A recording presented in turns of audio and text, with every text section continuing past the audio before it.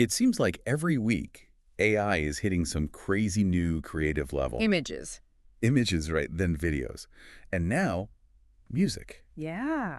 I gotta say, the idea of AI writing a symphony or like, I don't know, a catchy pop song, it's pretty wild. Oh. A little unnerving too. But you, dear listener, wanted to explore this whole new world of AI music generation, so let's dive in. And it's a world that's been, developing for a while, but not always with great results. Early attempts, like Moobert, they used algorithms basically to stitch together pre-existing musical elements. Oh, It was kind of like trying to make a house out of Legos. You could get something house-shaped, but not exactly, like, architecturally sound. so more of a musical Frankenstein than Mozart then. Right. But what's changed? What's making AI music generation so much more sophisticated now? Well, Google's MusicLM, that's Yeah. a major leap forward. What's really different is how it approaches, creating music instead of a diffusion model, which is how those crazy AI images get made. MusicLM actually understands and generates music like straight from text prompts. Okay, hold on. Back up for a sec. Diffusion models. I know we're on music here, but can you give us a super quick, like, crash course? What are those and why are they relevant? Sure thing. Imagine like a perfectly clear swimming pool. You drop a single drop of ink in. Diffusion models, they basically work in reverse. Interesting. They start with that blurry, diffused ink and try to figure out like the original drop, the pure source. Wow. With images, they learn patterns from like millions of examples I see. and then reverse that whole learning process to create something new. So it's kind of like taking apart a complex machine to see how it works, Mm-hmm. then using that knowledge to build a brand new one from scratch. Exactly. But music's different. Yeah. You can't just grab a bunch of songs, jumble them up, and expect something like coherent to come out. Yeah. Music has structure, melody, harmony, rhythm. Oh, for sure. It's way more complex than just pixels on a screen. That makes sense.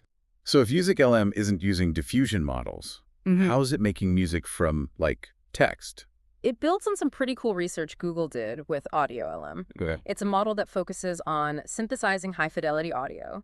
Basically, MusicLM takes those text prompts, Yeah, good. think of them as detailed instructions for a musical composition, Gotcha. and translates them into actual music, note by note. Oh, wow. It's like giving the AI a recipe and it whips up a gourmet meal. Okay, that sounds super impressive, but I gotta be honest, I'm a little skeptical. Right. How good can AI music really be? Does it sound like something, a human would compose? Whoa, whoa. Or more like, a computer just spitting out random notes? Well, that's where MusicLM really shines. It can make music in all sorts of genres and styles. Yeah. And it can keep it consistent over like several minutes, producing audio at 24 kilohertz quality, Rare. which is pretty high fidelity. And here's the kicker. It sticks to those detailed text prompts amazingly well. You can ask for moods, instrumentation, even the skill level of the, imaginary musician. Wait, hold on. Skill level. So I could tell it to write a piano piece like a beginner Yeah. versus like, a concert piano. Exactly. It's like having an AI composer that can adapt to any style, any level of complexity you throw at it. I'm starting to see why you called it a game changer. Okay, enough talk. I need to hear this for myself. Can we get a sample of MusicLM in action? Of course. Let's listen to a short piece MusicLM generated from the prompt. A melancholic piano piece played in the style of Chopin with a hint of jazz influence. Wow, that's unexpected. I definitely hear the Chopin in there. Right. But there's this modern twist too, like something you'd hear in a contemporary film score. It's definitely not just random notes. And that's just scratching the surface of what MusicLM can do. Really? It's not just about standalone pieces. It's got other capabilities that really push the boundaries of what we thought AI could do with music. Okay, I'm officially intrigued. What other musical magic can this AI conjure up? One of the coolest features is called audio conditioning. Imagine humming a melody or playing a basic tune, right? Okay. Now imagine using a text prompt to totally transform that tune. Transform it how? Like changing the tempo, adding more instruments. More like changing the whole genre. You could take Twinkle Twinkle Little Star Yeah. and tell MusicLM to turn it into a soulful blues ballad Wow. or a driving rock anthem. Okay, that's seriously cool. It's like having an AI collaborator Yeah. that can take your basic musical ideas and just elevate them to a whole new level. Yeah. Can we hear an example of this audio conditioning thing? Absolutely. Let's listen to how MusicLM transforms Twinkle Twinkle Little Star into a tango, complete with bandoneon and a driving beat. That's amazing. It's still Twinkle Twinkle, but like totally reimagined. It's like taking a simple sketch and making it into a masterpiece. What else can this thing do? Well, MusicLM also has story mode. It can create a dynamic, evolving soundtrack based on like a series of text prompts. Oh, I love that. So it's not just individual pieces. Yeah. It's crafting a whole musical journey. Exactly. Can we hear a snippet of this story mode thing? Of course. Imagine a scene, a character exploring a dark, mysterious forest. Okay, yeah. Here's how MusicLM might respond to that using story mode. That's incredible. It's like I can actually picture that character walking through the forest, feeling the tension, the mystery, like building with every step. This is seriously blowing my mind. And we're not done yet? No. MusicLM can also generate soundtracks from images, specifically paintings. Really? You could describe a painting like Edvard Munch's The Scream, and the AI would create music that captures that raw emotion, that anxiety of the artwork. Or, you could describe a serene landscape painting. Okay, yeah. And MusicLM would compose something calm and peaceful. Wow, that's wild. It's like the AI is like understanding the feeling of the painting and translating that into sound. Can we hear examples of those contrasting styles? Absolutely. Let's start with MusicLM's interpretation of The Scream. Okay. And now let's switch gears to something more peaceful. Yeah. Imagine a tranquil landscape painting, rolling hills, clear blue sky. Here's how MusicLM might interpret that. The difference is incredible. That Scream music is so unsettling, while the landscape music is so calm and serene. It's really remarkable how the AI can capture those different moods, those emotions. This all sounds pretty groundbreaking, but it also raises some big questions. Absolutely. And those are the questions we'll be diving into next. What are the implications of this technology? What challenges does it present? And what does it mean for the future of music itself? Okay, I'm definitely getting swept up in all the possibilities, Yeah. but I think we got to step back for a second. Look at the bigger picture. Yeah. We've all seen how fast AI can change things. And music is such a human thing. Hard not to wonder about, like, the implications, good and bad, of an AI that can make music like this. You're right. It's really important to look at this stuff critically. I think one of the biggest questions is, what about human musicians? Yeah. Does this mean because MusicLM can generate these complex compositions that composers and songwriters are like out of a job? That's the million-dollar question. Yeah. Right. I mean, we see this every time there's a big tech leap. People thought photography would kill painting. Right. Synthesizers would replace orchestras. Uh-huh. But here we are, still appreciating all that art in new ways. Exactly. History shows us that new technologies, they don't usually replace art forms completely. They transform them, expand them. Think about the electric guitar. Yeah. It didn't kill acoustic guitars, Right. but it opened up a whole new world of musical possibilities. So maybe instead of AI being a threat, we should see it as like a new kind of instrument. Yeah. A tool musicians can use to like enhance their creativity, explore new sounds. Exactly. Imagine a composer using MusicLM to quickly sketch out ideas, try out weird instrument combinations, Oh, yeah. or generate variations on a theme. It could be huge for songwriting, film scores, even video game music. That makes a lot of sense. It's like having an AI brainstorming buddy, helping you Oh. come up with stuff you'd never think of on your own. And just like any tool, its impact depends on how it's used, right? Yeah. It's up to us, the humans, to use the power of AI to make art better, not like make it worse. So the human element, that spark of creativity, that emotional depth we bring to music, Yeah. that's still like irreplaceable. Absolutely. AI can make notes, rhythms, Right. but it can't replicate human experience, emotions, stories. That's what inspires truly great music. That's what makes it connect with us, gives it meaning. That's good to hear. But what about accessibility? MusicLM is still like research phase, right? Uh-huh. Not everyone can use it. Will this become something anyone can use someday, even if they don't have a musical background? That's a really interesting question. It gets at the democratizing potential of AI in music. Imagine anyone can bring their musical ideas to life, even if they've never touched an instrument. It's like giving everyone a voice, a way to express themselves musically, even without, the training. Exactly. Of course, there are challenges with that. Like, what happens to musical expertise if anyone can make a symphony by typing a few words? How do we make sure human creativity is still valued when there's so much AI music out there? Those are big questions.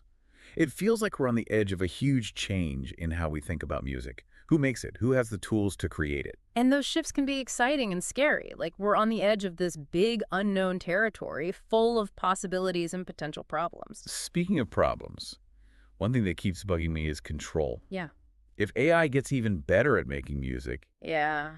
who's really in control? That's a huge question. Who owns an AI-generated song? Who profits from it? These are big legal and ethical issues. People are still debating them, probably will be for a while. It's like we're in uncharted territory, not just for music, but for, like, the law and ethics, too. And to navigate that responsibly, we need to think carefully, have real conversations. Remember, AI is a tool. Like any tool, it can be used for good or bad. It's up to us, all of us, to decide how this tech changes and make sure it benefits creators and listeners. Okay, so we've talked about MusicLM's impact on musicians, the music industry, but what about the listener, the person actually hearing this AI music? That's another huge piece of the puzzle. How will listeners see AI music? Will they, like, accept it as a new art form or be suspicious? Will there always be this feeling that something's missing? That it doesn't have that, like, soul, that authenticity of human music? Tough to say for sure. It'll depend on the quality and variety of the music itself. If AI can make music that really moves people, inspires them, feels real, I think listeners will be open to it. What about transparency, though?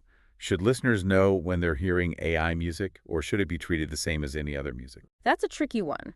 Some folks say transparency is crucial. Listeners should know where the music comes from. Yeah. Others say focusing on the creator, whether it's human or AI, distracts from the music itself. It's like the debate over, like, labeling GMO foods. Some people want to know, others just want to enjoy the food. Exactly. And there's no easy answer. It'll probably depend on, individual tastes and what's normal in different cultures. But however we label it, I think it's important to talk openly about AI and music and approach this new tech with both, like, curiosity and a critical eye. So what does this all mean for the future of music? If AI can already make music this good, what's next? Well, if we look at AI in other areas, it's pretty safe to say things are going to get way more sophisticated.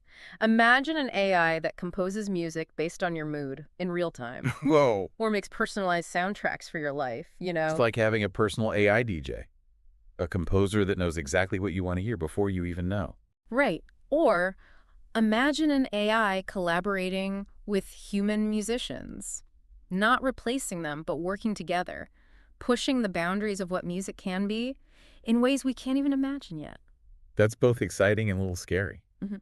It feels like we're at the start of a musical revolution, one that could change everything about how music is made, how we listen to it, how we experience it. And like any revolution, there will be bumps in the road, Yeah. disruptions, things we didn't expect. But there's also huge potential for innovation, creativity, new forms of musical expression. The whole new world of sound waiting to be explored. Yeah. But before we get too lost in the future, let's bring it back to the present. For our listeners who want to try out this AI music generation stuff, what are some good places to start? Well, MusicLM isn't publicly available yet. Right. But there are other AI music platforms where you can experiment, make your own AI-generated tunes. Oh, cool. Like what? Platforms like Mubbert and AIVA are great. They have lots of tools and features for exploring genres, styles, getting creative. You can use text prompts, upload melodies, even work with the AI to make something totally unique. So if you're feeling inspired, check those out and see what you can come up with. Might be surprised. And as you explore this new musical frontier, remember, AI is a tool.